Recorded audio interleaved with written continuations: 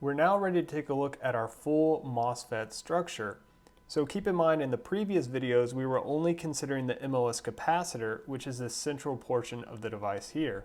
So let's go ahead and label those areas that we're already familiar with. So of course we know that on the top, this blue area represents a metal, which is our gate. So sorry to keep switching around colors a little bit. So again, let me just go ahead and specify down here that our blue in this image is going to be metal. So we also have two other metal regions, and we'll get to those in a little bit. But of course we want to have some way to connect this to the outside world, so we have some terminal here, which is our gate terminal. We said we had some oxide layer below, and so we're going to call this our gate oxide.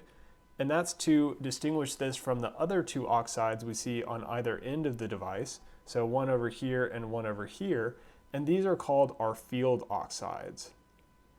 And so what our field oxides do is they're going to separate this MOSFET from an adjacent MOSFET. So we think of on a piece of semiconductor wafer, so a silicon wafer, for example, we're going to have billions and billions of these transistors, so we need some way to separate the electric fields from one and the ones next to it.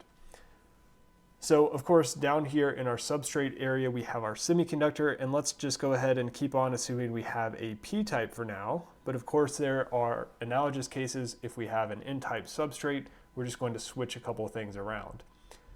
So that sort of covers what we had looked at already. And of course, we said we had some substrate terminals, so let's go ahead and add that for completeness. So when we were looking at our MOS capacitor, we said, well, it'd be really nice if we had these two electron reservoirs. And so we can accomplish that by having these two green regions, which are going to be n-type regions. And so I'm going to put a plus, so N plus, to indicate that they're going to be more heavily doped than normal. And so what is normal? It's kind of an ambiguous thing, but in general, we can just think of these as n-type regions. And the n-type region on the left here, I'm going to call my source. So again, this is a blue metal contact above that doped region in the semiconductor, and we're going to have some contact that comes off of that. And typically, our source is going to be connected to ground. And oftentimes, that's going to be tied together with our substrate. So typically this is going to be at ground as well. And our n-type region on the right, so this metal plate on top of our n-type region on the right, so this is going to be our drain terminal. And so we're going to again have some terminal that we can connect to. So our gate and drain regions in our p-type substrate are n-type doped regions. And so we can think of these as being our electron reservoirs. So in between the two reservoirs, we have something called our channel. So this is going to be our channel, which is going to have some length L. We also have some width dimension, and so our width is going to be sort of going into and out of the page. So if we look at this distance here from sort of front to back, this is going to be the width of our device. And so typically what we're going to see is that a transistor size is characterized by the smaller of those two, and I'm not necessarily drawing this too great, but typically this L value, this length, is going to be a lot smaller. So this channel region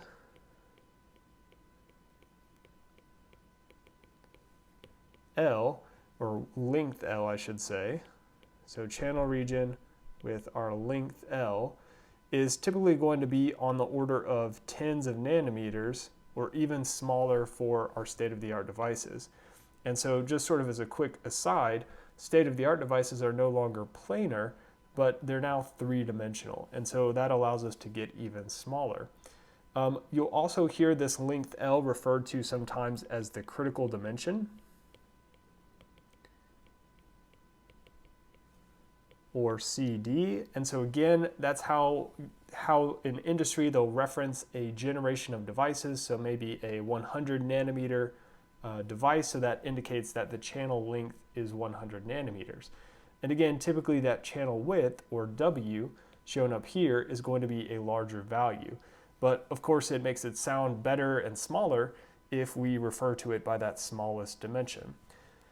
So Typically, we're going to be applying biases, of course, to our gate and the drain, and we'll come back and talk about what exactly those do. But we could say, for instance, we have some VG voltage, and because our source is grounded, we can call that voltage VG with respect to S.